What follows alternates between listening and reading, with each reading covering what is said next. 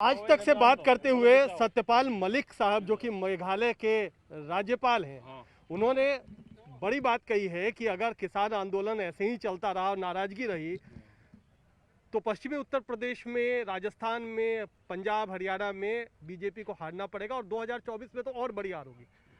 राकेश टिकैत साहब आपके तो पक्ष में बोल गए सत्यपाल मलिक साहब। यहाँ से तो बहुत लोग मुक्ति अभियान की तलाश में हैं, इनको मुक्ति मिल जाए तो ठीक बोल रहे वे। अगर सच बोलना, क्या देश में कोई गुनाह है क्या?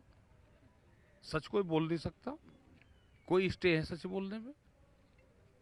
बहुत लोग हैं जो बोल रहे हैं, यही तो भाषा बोल रहे हैं, अंदर रहते हुए भाषा बोल रहे हैं। आप कैमरे से अलग हटाकर उनसे आप पूछोगे तो सब इस आंदोलन के समर्थक में हैं। पूछो उनसे।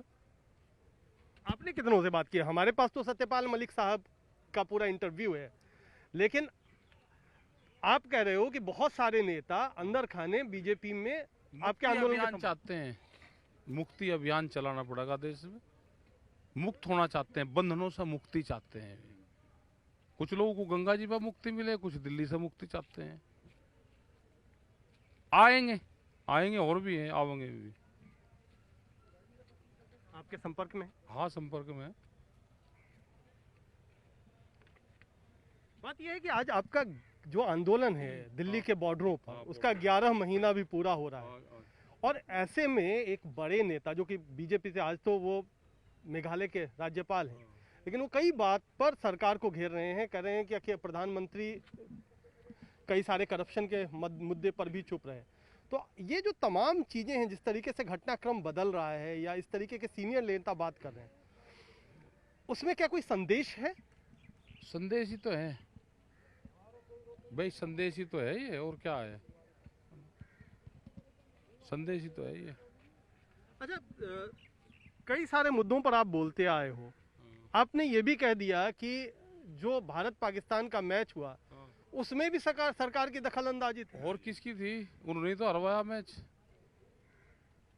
टीम में, अगली टीम में वही तो रहेगा जो मैच हारेगा। एक आधू को हटा देंगे किसी को, एक आधू को हटा देंगे किसी को। वोट तलाश चाहिए इनको, वोट चाहिए। वोट चुनाव हार के मिलेगी तो चुनाव हार के दे देंगे भाई। मैच हार गए तो उसमें भी वोट तलाश कर रहे हैं। ये गांव के लोग बताते हैं जो मैच देखे हैं। खेलेगा, खेला नहीं गया, टोरे मारे ही नहीं। ऐसी हार तो नहीं होती। देखिए, ऐसी हार तो भाई गठबंधन की हार थी। ये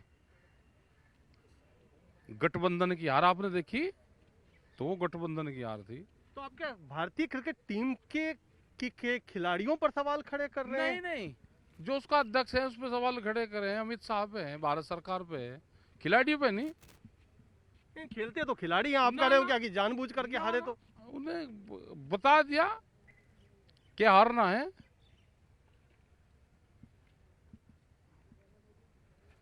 ये मैच फिक्सिंग पहले होते थे, ये सरकार का मैच फिक्सिंग था। किसी को बोलने की आजादी है उनके एमपी एमएलए को? जो पार्लियामेंट में जाते हैं लिख के देते हैं उन्हें ये बोलना है, उनके झोले में डाल दें किताब और लिख देते हैं उसे। किसी की बोलने की है किसी को आजादी? अपने ही लोगों को उनके वहां बोलने की आजादी नहीं है। बोलने की आजादी उत्तर प्रदेश में दी थी, जो लखीमपुर में अधिकारी गए थे उनको दी थी फुल फ्लैश पावर। 4 घंटे में समझौता हो गया। जिस दिन कृषि मंत्री को, पीयूष गोयल को फुल फ्लैश पावर दे के समझौते में भेज दोगे, उसी दिन 4 घंटे में समझौता हो जाएगा। नहीं है पावर किसी को। नहीं, ये बात तो आपको, चलिए आप किसानी के मुद्दे पे बोलते हैं तो बात समझ में आती है, लेकिन मैच फिक्सिंग का आप आरोप लगा देते हैं कि सरकारी ना लगा हुए कैसे हार गए भाई? नहीं, कोई आपके पास आधार है? अरे ये गांव के लोग कह रहे भाई, सब कह रहे सरकार को वोट चाहिए तो साला हिंदू मुस्लिम इसी में ही कर दो। हाँ, पटाखे छुटवा दो यहाँ पे, कह लगे देखो ये पाकिस्तान का कर रहे, फिर हिंदू मुस्लिम पे चाहते हैं। इनको कुछ ना कुछ चाहिए मामला, मैच पे भी चाहिए इनको। मैच हारने से ज्यादा वोट मिल जाएगी तो मैच हरवा दिया। लेकिन आपको लग रहा है कि हर जगह खेल ही चल रहा है, खेल में खेल भी आप तो- खेल देखते हाँ, हो, खेल आप में अपने खेल। में भी खेल देखते हो, खेल में ही तो खेल चल रहा तो है। राकेश टिकैत को हर जगह खेल क्यों नजर आने क्यों? लग गया है? हमारे जो किसान मर गए, प्रधानमंत्री एक शब्द नहीं बोल सकते उनके लिए। किसानों ने उनको वोट नहीं दी थी। मौत किसानों की जो डेथ आंदोलन में हुई वो कोई अलग चीज है। प्रधानमंत्री वो किसानों के नहीं है। उनसे बयान दिलवा दो कि मैं प्रधानमंत्री किसानों का नहीं हूं।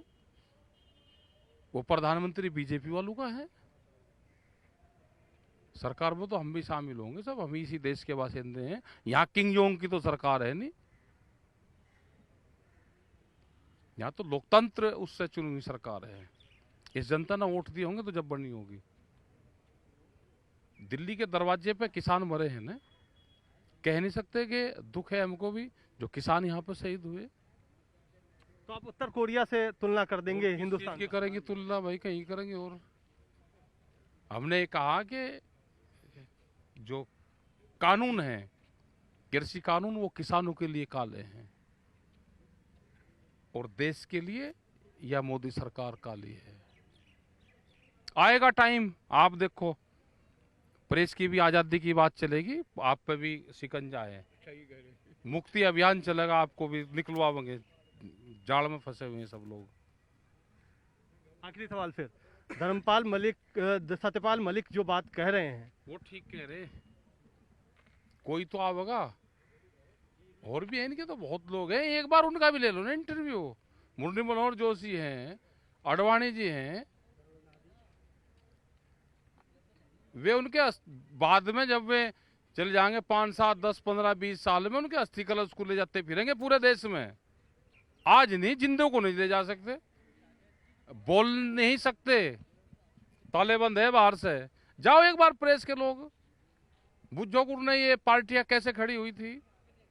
वे तो पूरे देश में गए हैं ना, आज उनके बोल पे भी पाबंदी है। तो सत्यपाल एक मलिक बार अगर ले लो। मध्यस्थता करते हैं तो राकेश टिकैत, मध्यस्थता तो हम ये कह रहे हैं कि जिसको पावर दे के भेज दोगे, मध्यस्थता तो मंत्रियों की जरूरत ही नहीं है।